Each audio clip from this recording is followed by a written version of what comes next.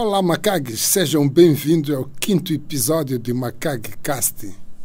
E hoje trago aqui um tema que vai interessar os Macag. Vou falar sobre a liderança, propósito de vida, sobre a trajetória profissional de um dos profissionais que eu admiro bastante. Já o conheço há quase 25 anos, de muita trajetória nessas andanças, e que foi uma inspiração para mim. Aprendi com ele a questão de persistência, consistência, foco, e continuo a aprender até hoje. É um profissional que rodou o mundo todo, quase, mas ama de uma forma tão apaixonada este país que é Moçambique. Paulo Varela. Olá, Paulo, bem-vindo a este podcast. Olá, Daniel, muito boa tarde. É um grande prazer e uma honra muito grande estar aqui contigo e partilhar um pouco, enfim, daquilo que tem sido o meu percurso de vida e que muito se tem cruzado com o teu. Portanto, estou aqui muito entusiasmado por este período de tempo que vamos dedicar aqui a falar um pouco. Oh, Paulo, isto é uma conversa aqui que vamos tentar perceber um pouco da sua trajetória, de algum aprendizado que o Paulo desenvolveu nesses quase 30 anos de gestão de top de grandes organizações. Está aqui em Moçambique só por questões profissionais ou porque gosta do cheiro da acácia, desta terra maravilhosa? Não, eu tenho um privilégio muito grande, enfim, de ter tido a oportunidade de vir para Moçambique muito jovem. Eu cheguei a Moçambique em 1995 e tenho estado cá quase ininterruptamente desde então. E ao longo do tempo desenvolvi aqui um apreço e um afeto muito grande por esta terra e por estas pessoas. E é um facto que eu me sinto aqui em casa, e a minha vida profissional e a minha vida pessoal nos seus momentos mais relevantes, se calhar dos últimos 27 anos, tem estado e está indelevelmente ligado a Moçambique, razão pela qual é um país que para mim é uma segunda casa. Paulo, 27 anos já são 3 décadas quase de Moçambique, e são 3 décadas que se julgam quase metade de uma vida intensa e de trabalho. Gostava de perguntar, assim, a provocação ao Paulo, essas 3 décadas são prazerosos? Tem valido a pena esta distância com a casa onde lhe viu nascer e estar aqui em Moçambique? Não obstante, obviamente, tem-se feito aqui o equilíbrio entre família e trabalho, mas é prazeroso? Enfim, o saldo para mim é altamente positivo. É evidente aqui, como tudo na vida, enfim, a nossa vida, e o que vamos alcançando é o resultado das escolhas que vamos fazendo, e é evidente que essas escolhas têm consequências, e umas positivas, outras negativas, mas o que é facto é que o saldo final, na minha perspectiva e na perspectiva da minha família, porque, enfim, é um elemento muito importante de todo este meu trajeto de vida, tem sido particularmente gratificante. Eu, efetivamente, comecei a trabalhar em 1992, portanto está a fazer 30 anos, este ano vai fazer em junho de 2022, vai fazer 30 anos que iniciei a minha atividade profissional, e 3 anos depois de ter começado a trabalhar, ou 2 anos e alguns meses, vim para Moçambique em 1995, como referi, em janeiro, e aqui comecei a exercer algumas funções. Depois, intermitentemente, também desenvolvi funções noutros países, e tenho trabalhado de forma esporádica em diversos países, uns ligados à minha anterior empresa onde comecei a trabalhar, que foi o Grupo Visabeira, outros já na minha atual casa profissional, digamos assim, mas essa experiência internacional também me tem permitido conhecer o mundo, e tem permitido também valorizar cada vez mais muitas das coisas boas que nós temos em Moçambique. Portanto, esta perspectiva relativa e esta forma de estar um pouco, de me sentir em casa em vários pontos do globo, também faz parte um pouco da minha maneira de ser, penso eu. Por isso não há... Moçambique tem macumba, Paulo. Qualquer pessoa que vem para aqui acaba ficando. Moçambique tem feitiço. É um feitiço muito bom. Eu gostava só, antes de entrarmos talvez para a sua trajetória profissional e por aquilo que o Paulo talvez foi acumulando de conhecimento ao longo desses anos, a pergunta que se coloca: quem é este Paulo Varela? Eu o conheço quase há 20 e tal anos. Eu conheço talvez através de uma pessoa que marcou também na minha vida, que a sua esposa foi minha professora na faculdade, e assim também nos conhecemos e temos convivido junto. Mas quem é o Paulo Varela? De onde é que vem? Como é que Os macacos é que estão curiosos. Antes de saber todas as questões profissionais, antes de tudo é um homem, é uma pessoa que tem vida, que tem família. Gostava de partilhar-se um pouco de si. Bom, enfim, não é muito fácil definir-me, aliás, deve-se dizer que eu tenho alguma dificuldade em falar sobre mim, já como, enfim, um disclaimer inicial, mas eu diria que, enfim, tenho 53 anos, eu sou casado com a Isabel, que também teve aqui um percurso profissional e de vida em Moçambique durante muitos anos, esteve ligado aqui a diversas instituições. Tenho 2 filhos, um rapaz e uma rapariga, que neste momento estão a concluir os seus estudos e estão fora de Moçambique precisamente por causa dessa razão.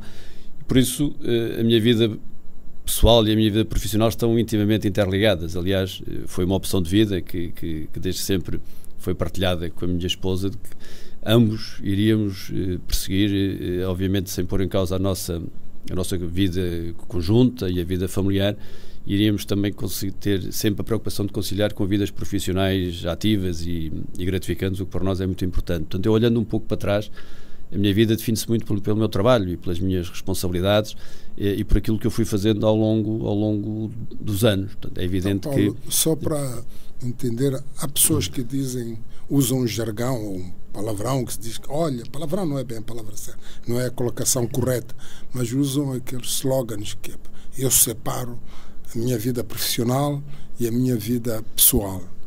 Eu não consigo entender, para quem vive a vida de um propósito de vida, se o teu propósito faz parte de ti e daquilo que fazes, como é que se separa isso? Eu não consigo separar porque a minha vida profissional, sendo o meu propósito de vida, faz parte da minha vida familiar. Posso não partilhar coisas pessoais, isso é outra coisa, mas não consigo estar a viver um trabalho durante 30, 40 anos que não faz parte da minha razão de existência no mundo.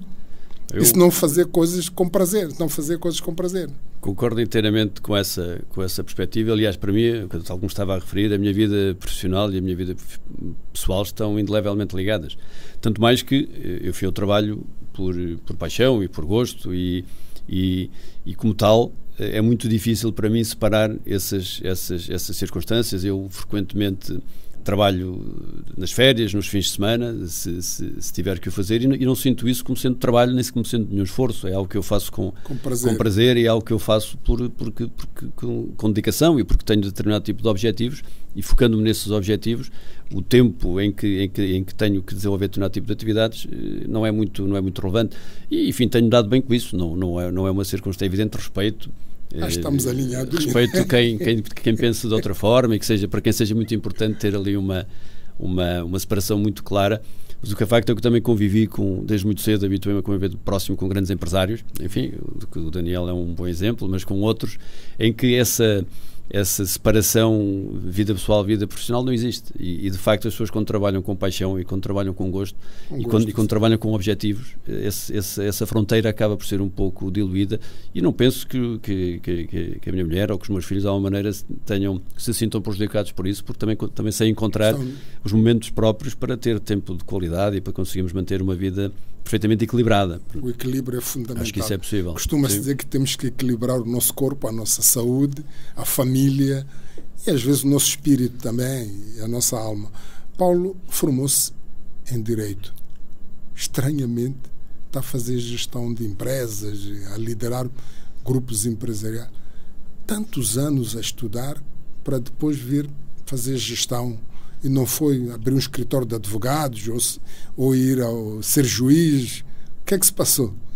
Não, Daniel, eu licenciei-me em Direito porque correspondia àquilo que era a minha paixão e o gosto. Eu gostava genuinamente, e ainda hoje gosto, do Direito, mas já na altura acabei por enverdar por uma vertente comercial e uma vertente muito associada a contratos, porque claramente que era a vertente do direito que mais me atraía, não o direito criminal ou o direito público, mas claramente o direito das obrigações, o direito comercial.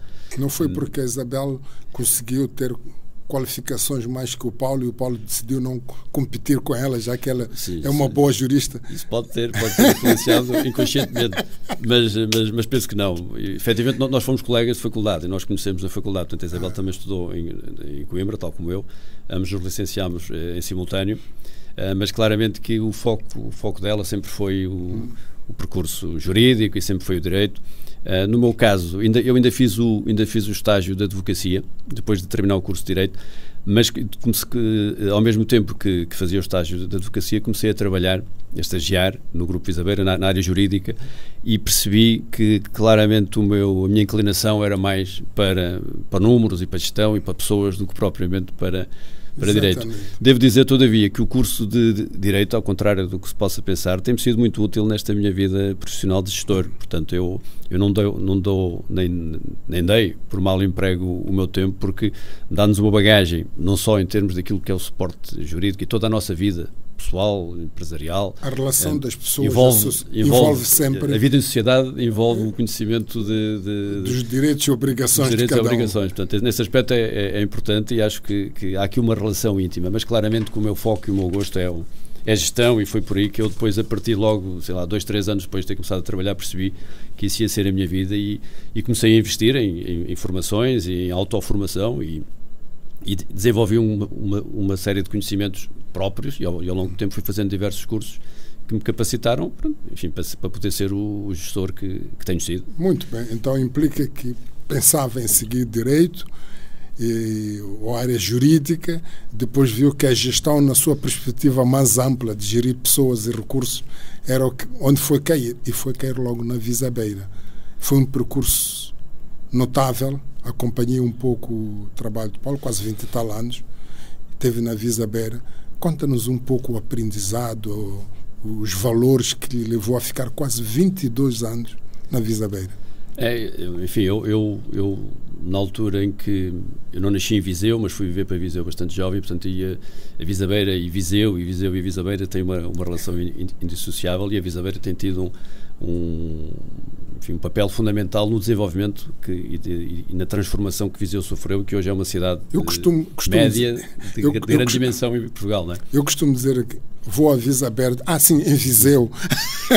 Exatamente por causa dessa razão. É claro que a Visabeira acabou por adquirir uma dimensão que transcendeu há muito a cidade de Viseu e até Portugal, porque hoje, enfim, já na altura tinha quando eu saí, mas hoje ainda tem uma área internacional de maior dimensão, e claramente que é uma empresa neste momento do mundo e com uma componente internacional muito forte.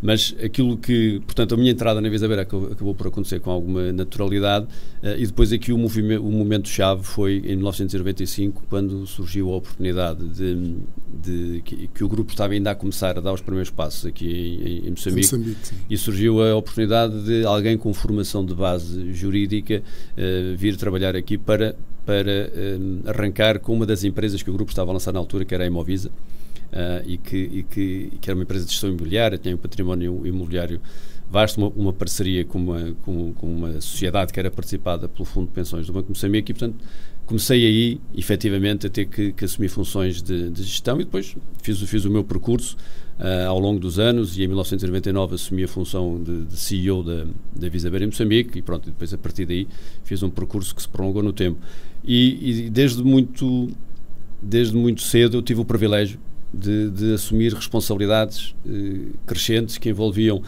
a gestão de recursos, a gestão de pessoas. Eu, com 29 anos, de repente estava a liderar uma empresa que tinha centenas de trabalhadores. Um grande grupo. E muitos deles, muito mais velhos que eu, com muito mais experiência que eu. Portanto, essa oportunidade que me foi dada, e que deve-se à confiança que a mim foi depositada. Mas as oportunidades são dadas, ou as oportunidades aparecem e as pessoas têm que estarem preparadas para conquistar o lugar nisso? Acho que o Paulo está a ser modesto. Não. É o mix. As oportunidades aparecem para todos. Agora, saber se estamos preparados ou não. É como o sol. Nasce para toda a gente. Sim, agora, quem está preparado põe ou creme de sol, ou põe qualquer coisa para se proteger, ou vai a uma sombra. Para quem tem sombra. Quem não tem nada, não tem creme de sol, não tem sombra, queima.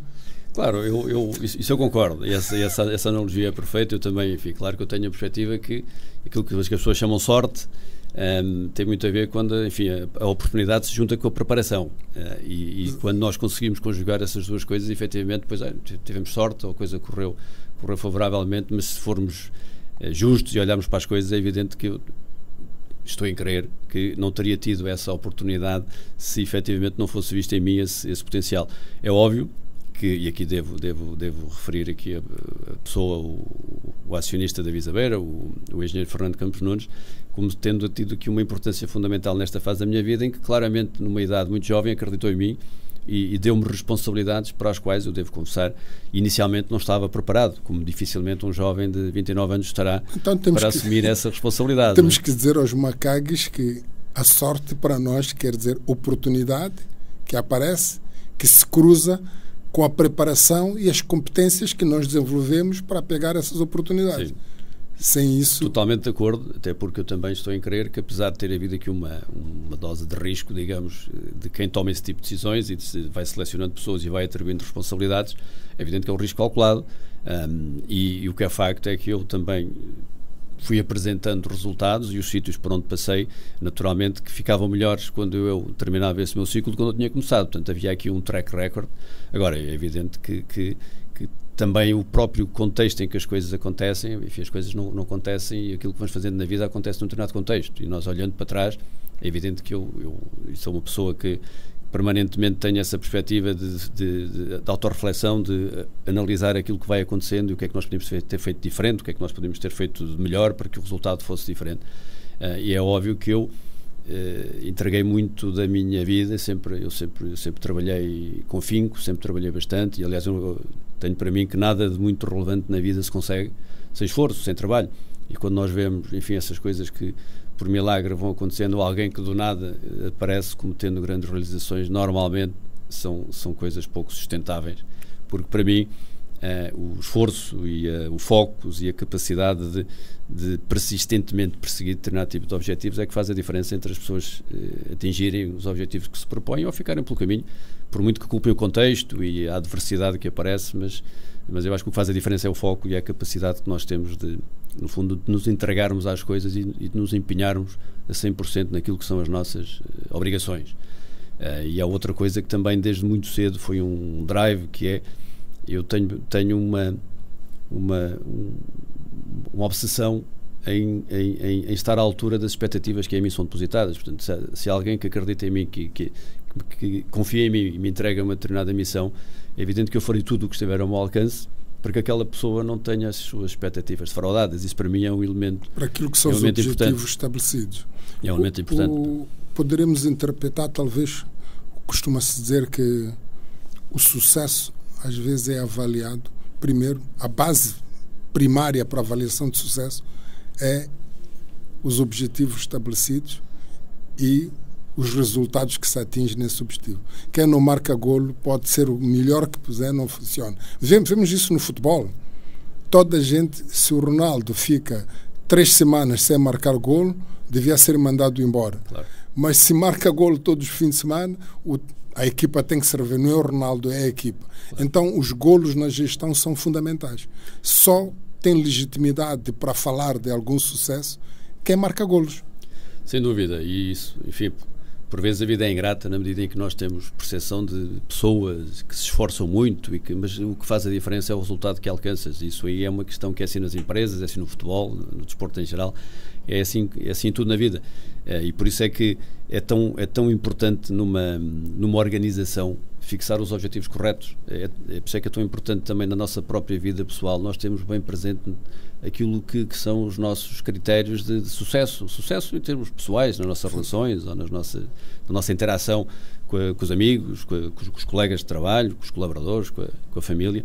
E acho que às vezes é isso que falta, são KPIs ou são resultados perfeitamente definidos e precisos, que leva a que as pessoas, por vezes, enfim, por muito que se esforcem, depois acabam por ficar sempre aquém, na medida em que não têm um foco muito concreto ou não têm um resultado perfeitamente definido. E acho que se nós fizermos isso de forma consistente, vamos elevar o nível geral das organizações onde estamos, e sempre tem sido esse um dos drivers, digamos, uma das motivações da minha vida. Mas pronto, qualquer gestor como o Paulo deve ter alguns 3 ou 4 valores que preza bastante. Quais são esses valores que o Paulo preza na sua trajetória, na sua forma de estar? Eu tenho falado com muita gente, e como eu disse, Paulo, já o conheço quase há 20 tal anos, e todas as pessoas têm uma admiração pelo Paulo. Têm uma admiração especial pela pessoa humana, mas também pela pessoa líder que é. Quais são os valores que fazem com que as pessoas se sintam no Paulo um líder com quem deve aprender alguma coisa? Bom, eu enfim, a minha vida pessoal e a minha vida profissional tem sido conduzida assente em 3 ou 4 pilares, não é? E efetivamente, para mim, a questão da integridade e da consistência, da humildade, para mim é um valor extremamente importante. Nós temos a perfeita consciência de que, independentemente da posição de cada um, de valorizar cada uma das pessoas com quem interagimos pelo aquilo que a pessoa é e pelo aquilo que a pessoa representa, e nunca nos colocamos numa posição de alguma superioridade ou de algum mérito adicional. Isso para mim também é um aspecto importante. E depois a questão do trabalho, como já referi, é um dos valores fundamentais para mim, é um valor que eu incuto nos meus filhos, terem a consciência de que, enfim, são pessoas e são crianças, ou agora jovens, privilegiadas, na medida em que tiveram um percurso de vida que infelizmente se calhar outras pessoas não tiveram, mas que nada daquilo é garantido e que tudo aquilo resulta de trabalho e esforço, e que, portanto, para dar continuidade na vida devem seguir o mesmo percurso e ter a mesma consistência e a mesma capacidade, dia após dia, de levarem a cabo aquilo que são os seus projetos. Portanto, eu diria que, enfim, é também um pouco isso que eu, na medida em que vou relacionando com as pessoas, quando estou a fazer contratações ou quando estamos a analisar o fit de uma pessoa para uma função, todas essas questões comportamentais, essas questões intrínsecas, soft skills são muito importantes. É isso, no fundo, vai fazer a diferença, porque as competências técnicas nós podemos sempre treinar, as pessoas podem sempre aprender, mas se essas condições de base não estiverem lá, vai ser muito difícil transformar uma pessoa dessas num bom profissional. Eu coloco isso porque uma das questões que é debatido atualmente é que nós ficamos muitos anos a estudar na faculdade, mas aquilo que determina a parte relacional, como ter oratória, saber falar em público ou saber se relacionar, inteligência emocional, que é muito importante. Muitos líderes moram na praia, desculpa a expressão, por falta de inteligência emocional na gestão. E o Paulo colocou a questão da humildade. Eu interpreto como a humildade, o nosso papel não é de se rebaixar, dizer que sou humilde, não é nada disso. É reconhecermos, se nós existimos, é porque existem outras pessoas. E ao reconhecermos que outras pessoas existem, são as razões também da nossa existência. Esse raciocínio nos põe humilde, nos põe a capacidade de perceber que estou a lidar com pessoas que têm sentimentos, que têm anseios, que têm espíritos, têm alma, têm vivências, têm os seus sonhos. E esta questão da humildade é muito importante porque diferencia-nos de muita gente. O Paulo falou do objetivo, falou do trabalho. O que eu gostava aqui de desafiar, talvez a partilhar aqui com os macaques, é sabendo que o esforço é um esforço dimensionado a um trabalho específico para que gere resultados Y. Porque o esforço sem resultados, quer dizer, ninguém prospera sem isso. Acredita que tem feito, se olhar para trás, que tem feito uma trajetória de prosperidade pessoal, prosperidade na perspectiva de equilíbrio familiar, equilíbrio de saber que tem tido recompensas que lhe ajudam a ter uma vida que está de acordo com os seus desejos pessoais. Tem-se feito esse equilíbrio e a sua trajetória tem dado esses frutos? Sim, eu como há pouco já disse, Daniel, eu considero que uma pessoa grata, na medida em que o percurso de vida que eu tenho feito me tem permitido alcançar benefícios, digamos, e atingir resultados em várias frentes da minha existência. Enfim, eu tenho uma relação familiar e conjugal bastante positiva. Enfim, temos uma admiração mútua, eu e a minha mulher, para além da questão familiar, digamos, natural num homem e numa mulher, e do amor que sempre existe mais do que isso. Existem aqui cumplicidades, existe uma admiração recíproca que é grande e que é a base da nossa relação e que nos permite até sobreviver aqui e que a relação possa manter-se saudável num contexto em que ambos temos exigências profissionais e que não estamos tanto tempo juntos como seria desejável. Com os meus filhos a mesma coisa. Por outro lado, também, em termos profissionais, apesar de eu sentir e ter aqui uma permanente insatisfação, digamos assim, na medida em que eu penso sempre que, quando faço essas reflexões, eu penso sempre que ainda falta qualquer coisa, e é uma coisa até um pouco frustrante, na medida em que, quando nós atingimos um determinado objetivo, os primeiros 2 ou 3 minutos é evidente que fico a festejar, mas estou a pensar no objetivo seguinte. Isto é uma doença de empreendedores, e é algo que, pronto, já vi que também pensas a mesma coisa, mas é um sentimento que por vezes, para as equipas e para as pessoas que comigo trabalham, até acham que isto é um pouco difícil, na medida em que parece que nunca atingimos ou nunca estou plenamente satisfeito. Mas eu acho que a insatisfação é que é o drive da nossa vida, e nós também não podemos cair na complacência e não podemos cair naquela zona de achar que, enfim, que já atingimos aqui o máximo daquilo que nós podemos fazer. Eu ainda não sinto isso, nem acho isso, ainda estou aqui num percurso ascendente, tenho muito que aprender e acho que tenho muito que contribuir também, tenho muito que fazer, mas respondendo à tua pergunta, eu diria que sim, eu sinto-me realizado enquanto profissional. É evidente, tenho tido a oportunidade de trabalhar em diversos contextos, em diversos países, tenho tido funções mais executivas, funções menos executivas, trabalhei em ambientes empresa mais familiar, apesar de ser de grande dimensão, como é o Grupo Visabeira. Trabalho agora numa grande multinacional e sempre com objetivos bem definidos, e sempre com a sensação que tenho feito um percurso que, de alguma maneira, vai de encontro àquilo que eram as expectativas, como há pouco referi, que sempre para mim foi muito importante. Por isso eu diria que sim, que sinto-me realizado, apesar de não me sentir plenamente satisfeito, porque acho que ainda há muitas coisas para fazer. Não, nós sempre somos, como é que se diz, uns insatisfeitos crónicos. Por natureza na vida. Partilho dessa perspectiva, e também acho que é isso, e já tive o privilégio de conhecer vários empresários na minha vida profissional, trabalhando com alguns deles de forma muito próxima, como já referi há pouco hoje em Fernando Nunes, mas também o Sr. Américo Amorim. Tive a oportunidade também de conhecer outros empresários, quer em Portugal, quer aqui em Moçambique, e é uma característica comum a todos eles, que é essa insatisfação permanente, e por mais que se atinja, falta sempre qualquer coisa. E acho que é isso que deve ser o nosso objetivo de vida, é fazer sempre mais. Esta colocação do Paulo, para mim, é interessante, porque, como gestor, deve ter contratado muita gente. E às vezes vemos nas organizações, um colaborador é chamado para ser estagiário ou para fazer uma determinada tarefa como estagiário, e é uma função que é uma função do nível A que ele podia fazer, não faz, e bloqueia-se. Diz que não posso fazer porque eu sou estagiário. Não percebe que só cresce na organização quem faz para além daquilo que lhe pedem. Nem mais. Diz que sou estagiário. Nem que mais. Aprendizagem que partilha, que pode ter dessa experiência de muitos jovens não perceber que sempre na vida só conquista quem faz para além daquilo que é pedido e que surpreende pela positiva as pessoas com quem interage. Claro. Não, isso é um aspecto, ainda hoje fico sinceramente surpreendido e triste quando pessoas jovens que são contratadas com uma determinada função, mas a quem são colocadas, a quem é dada a oportunidade de fazer outras coisas, ou a quem é sugerido até que possam sair dentro daquilo do escopo estrito que é definido e fazer mais.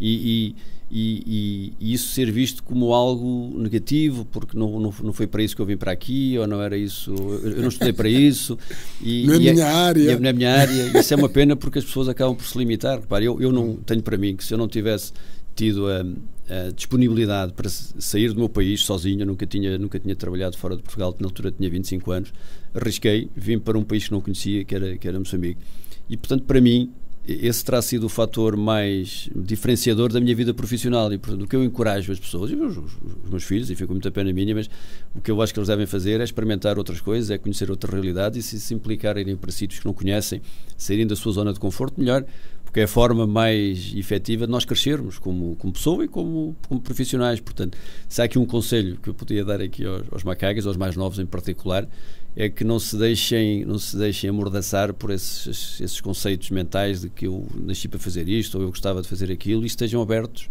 a experimentar coisas novas, e estejam abertos, acima de tudo, a fazer algo que não corresponde exatamente àquilo que era a sua expectativa num determinado momento, mas pode abrir caminhos e avenidas de crescimento que nunca sequer teriam ponderado antes. O Paulo acredita que a falta de referências é um fator limitante para o desenvolvimento. Quem não tem referências do que se passa no mundo, nasceu, viveu ali, não aventurou, não conhece nada, não tendo referência, não se desenvolve. Totalmente de acordo. Aliás, eu acho que não há nada como nós termos a percepção daquilo que existe noutros mundos, noutras culturas, noutras formas de pensar, outras formas de fazer. Por um lado, para perceber que provavelmente nós estamos num patamar, se calhar, em diversas coisas, muito acima daquilo que pensamos, se olharmos só para o nosso casulo, só para a nossa vivência. E, por outro lado, para valorizarmos também mais as nossas coisas, porque há sempre uma tendência ambivalente, que é ou achamos que aquele nosso casulo, aquilo que nós conhecemos, é o topo do topo de tudo, ou achamos o contrário, ou achamos que, enfim, que a galinha do vizinho é sempre melhor do que a nossa, que é outra perspectiva. Portanto, ter uma perspectiva relativa das coisas, conhecer outras realidades, é sempre importante, na medida em que, primeiro, nos dá uma perspectiva diferente e nos permite abrir a nossa cabeça e podermos ser influenciados por outras realidades e por outras formas de pensar, e temos uma abertura ao mundo que de outra forma não existe.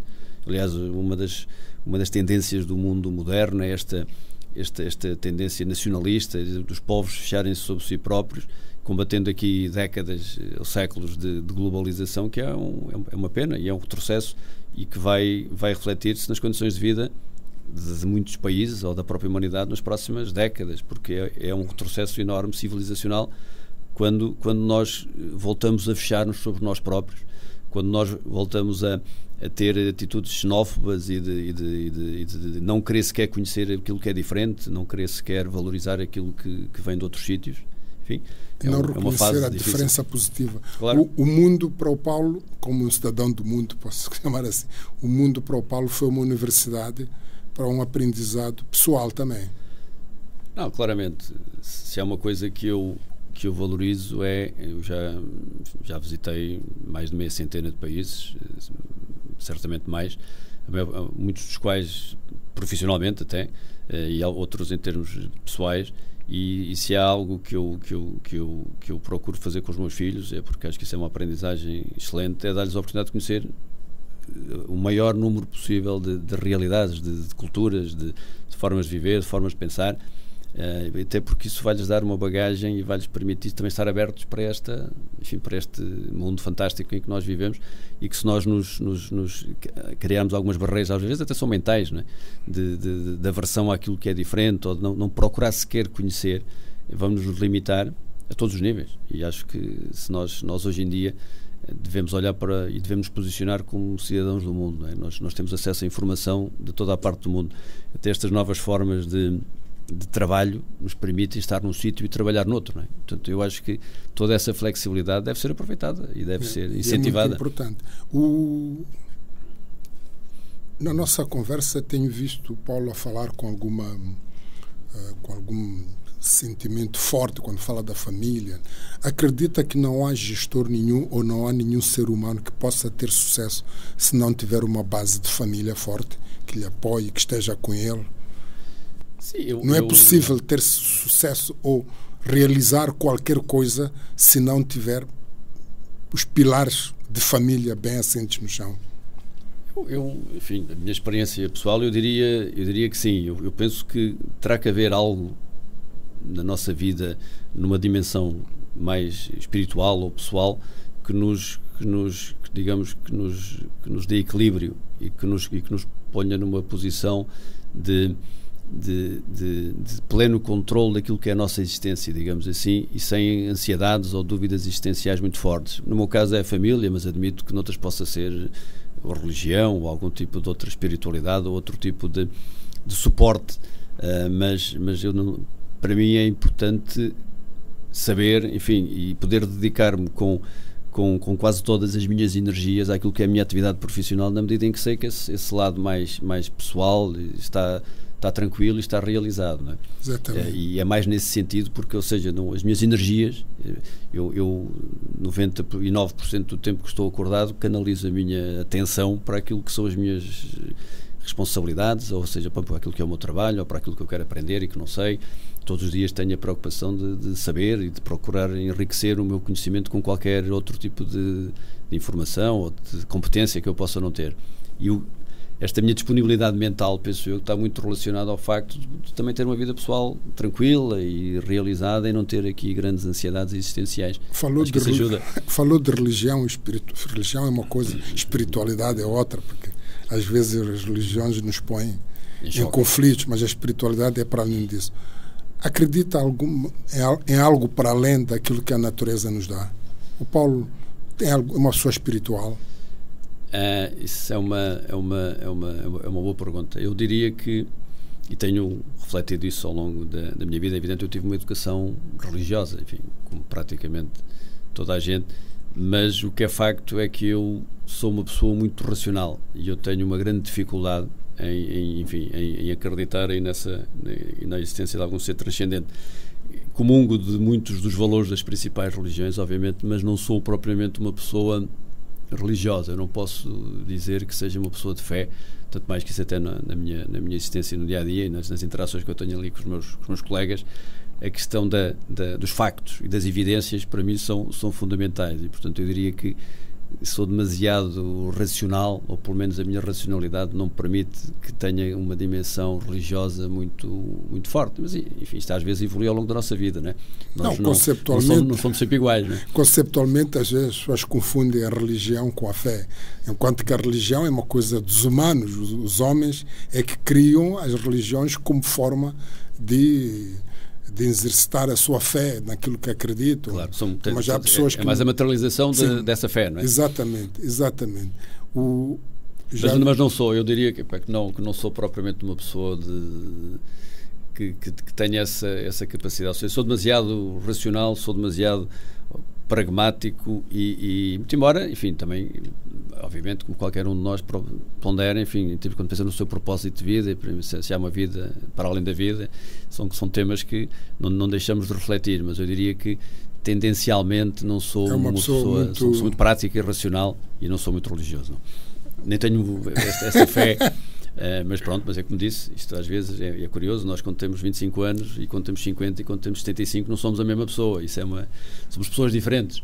Podemos manter um core e podemos manter ali um conjunto de convicções íntimas e profundas, mas acho que todos nós vamos mudando um pouco ao longo da vida, não é? Por isso é que se diz que a sabedoria se conquista com o tempo. Também. É um processo, só o tempo é que nos dá a sabedoria da vida e a sabedoria de estar. E tudo. O Paulo, voltando para esta questão da gestão, tendo feito quase uma carreira espetacular na Visa Beira e agora na Galp, tem lidado com muita juventude aqui em Moçambique, está aqui. Que ensinamentos lhe dão essa bagagem todo o tempo daquilo que os jovens têm tido na sua interação com organizações como aquelas que o Paulo passou e que julga que devia-se mudar, deviam mudar o comportamento, ou a forma de estar, ou a sua forma de interagir com as organizações?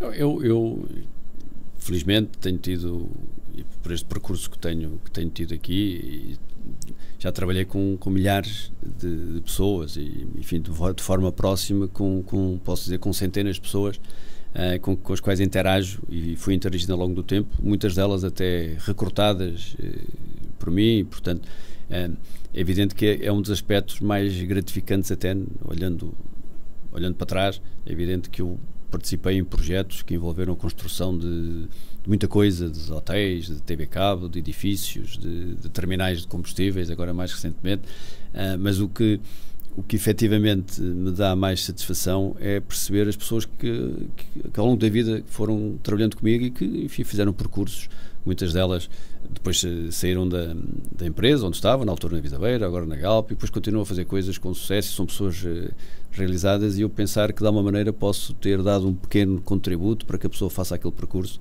é das coisas mais gratificantes que eu posso sentir. Ou hoje quando ando aí na rua ou quando vou a determinados sítios e de repente tenho pessoas que me cumprimentam e que me conhecem e que me de uma forma até bastante enfática me fazem esse reconhecimento, é evidente que é altamente gratificante.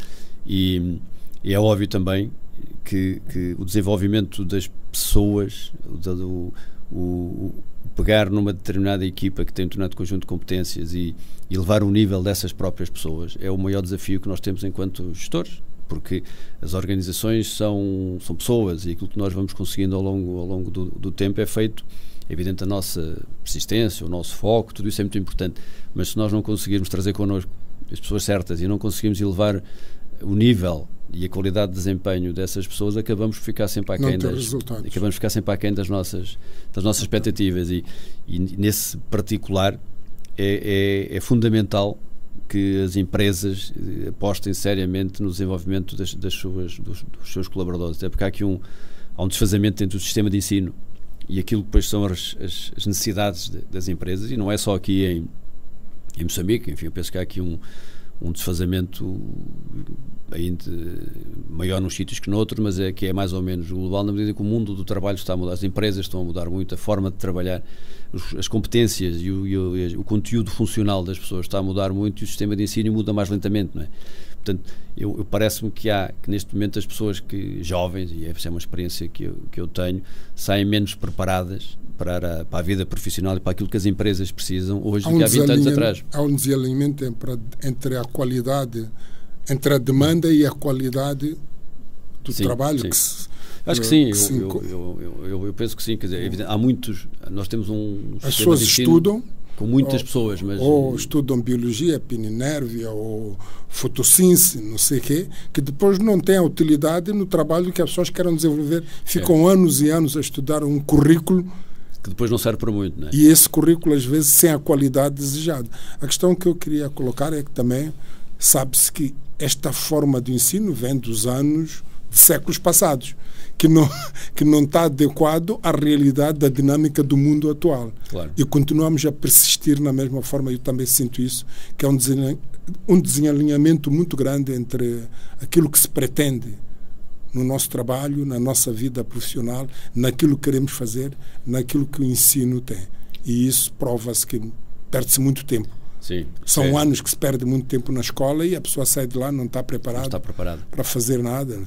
Mas isso também é uma oportunidade, Daniel, deixa-me só dizer-te isto, porque também liga com muito daquilo que eu percebo que tens estado a fazer, que as pessoas também têm que assumir uma responsabilidade individual pelo seu desenvolvimento.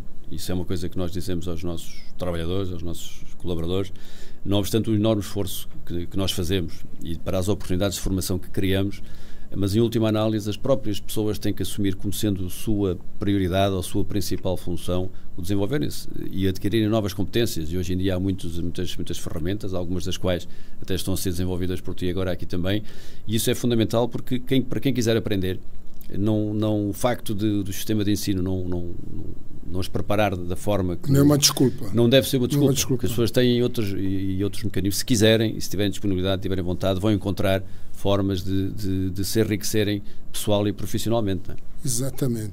O Paulo admira em alguém especial a nível que tem como referência e que segue? Eu sou uma pessoa que eu leio bastante, sou uma pessoa bastante... Gosto de refletir sobre as coisas e gosto de ler biografias e gosto de ler e de acompanhar o percurso de pessoas que realmente para mim são referências, não é? E é evidente que em termos de gestor, uma das pessoas que mais me marcou, apesar de não ter tido a oportunidade de trabalhar durante muito tempo, com muita pena minha, mas trabalhei durante alguns anos, foi o Sr. Américo Amorim, por exemplo, que como referência de trabalho, de persistência, de gestão de risco, de ter uma vontade permanente de ir mais além, de levar as pessoas a irem além daquilo que elas próprias pensavam que eram capazes. Eu acho que é um bom exemplo. A nível internacional, também admiro particularmente o Steve Jobs, o fundador da Apple, porque é uma pessoa por todo o percurso, digamos, contra a natura que fez, e que apesar de fazer tudo ao contrário, digamos, daquilo que é o clichê de um empresário ou de um gestor, seguiu as suas próprias ideias e criou o seu próprio conceito, e portanto é uma forma que também e é um exemplo que eu vejo de alguém que não se deixou limitar por aquilo que é o standard ou que lhe diziam que é o que as pessoas queriam. Ele conseguiu criar produtos completamente novos, e isso teve muito a ver com a sua autoconfiança, com a visão e com a capacidade que ele teve de experimentar, e às vezes, durante muitos anos, ele foi expulso, entre aspas, da empresa que fundou, da própria Apple, porque acreditava e tinha plena convicção de que o caminho era um determinado caminho, e a certa altura os restantes acionistas divergiram em termos daquilo que era o percurso, e o que é facto é que ele fez um percurso fora e depois voltou. Enfim, e alcançou, e hoje a Apple é uma referência a nível mundial, e portanto acho que é uma trajetória de vida muito interessante, que o sucesso nasce do fracasso também, e que o sucesso não é uma linha reta ascendente, e que há momentos altos e baixos, e que é preciso não desanimar, e eu acho que o Steve Jobs é um bom exemplo disso mesmo. Um bom exemplo. Paulo, se fosse a sua última mensagem de vida para deixar, tendo em conta a sua experiência de vida, principalmente nesta questão de gestão e liderança, que mensagem que deixaria? Bom, é uma pergunta complexa. Enfim, eu, como pensamento final desta nossa conversa, se assim se pode dizer, eu deixaria aqui a convicção que a forma de nós encontrarmos aqui a realização pessoal e profissional é, na medida do possível, fazermos aquilo de que realmente gostamos e procurar encontrar na vida aquilo que nos move e aquilo que realmente nos faz, que nos transforma o trabalho em algo que nós fazemos com gosto e com prazer, de forma a que não seja algo penoso e que nós estamos sempre aí à espera a ver quando é que termina. E se nós conseguirmos isso, é evidente que provavelmente não é fácil, leva tempo, e acho que é um bom exemplo para os jovens, nomeadamente quando têm que decidir o seu percurso profissional, quando acabam a escola, o ensino secundário, e têm que decidir o que é que vão fazer na faculdade, ou quando acabam a faculdade, ou quando entram numa empresa, que às vezes estou um pouco frustrado, estou aqui há 6 meses, ainda não fui promovido. Portanto, acho que essa capacidade de nós termos a paciência suficiente para perceber que estas coisas, ou que encontrar o nosso caminho leva tempo, mas ao mesmo tempo também não perdermos a ambição e a nossa capacidade de nos desafiarmos a nós próprios, enfim, vai-nos com certeza permitir encontrar um caminho de realização e de satisfação pessoal que no fim do dia vai nos permitir ter uma vida mais agradável, e sermos melhor companhia para os outros, sermos melhores líderes, sermos melhores chefes de família, melhores pais e melhores maridos, e acima de tudo também sermos uns elementos úteis na sociedade, não é? Porque essa questão nós não falámos aqui muito, mas eu acho que também aqui as empresas têm uma função social que está para lá daquilo que é a gestão e o lucro e os próprios trabalhadores, não é? Especialmente aqui num país como Moçambique, com tantas dificuldades, as empresas também têm aqui um papel. Dar de volta à sociedade aquilo que a sociedade sem nos dúvida. deu. E eu acho que, enfim, também através da Fundação tens feito isso de forma muito, muito ativa, e eu acho que é fundamental. Portanto, a nossa inserção na comunidade, e as empresas como parte integrante dessas comunidades também devem procurar desenvolver e fazer coisas que no fim do dia revertam em benefício, para além dos muitos impostos que uma empresa como a Galp, por exemplo, paga, e que por aí também está a dar o seu contributo, mas não, há outras facetas desse envolvimento com a comunidade que pode ser desenvolvido, também é gratificante no fim do dia. Muito obrigado, Paulo. Acho que fechou com a chave de ouro, dizer que, olha, temos de estar sempre em movimento, com clareza do objetivo, e o caminho tem que ser feito andando nesse, senão não funciona. A energia cinética é muito importante para nos empurrar sempre para caminharmos para o nosso objetivo. Muito obrigado. Macagues, mais uma vez, muito obrigado por este podcast. Acompanhem, partilhem o podcast. Fizemos aqui a nossa 5ª edição do podcast com Paulo. Digo isto, Paulo, com um sentimento de muito orgulho, né? Porque o Paulo Varela tem sido um amigaço, como dizem nas outras línguas. E muito obrigado por esta amizade e por esta partilha que teve connosco aqui com os Macagues. Até a próxima edição. Muito obrigado.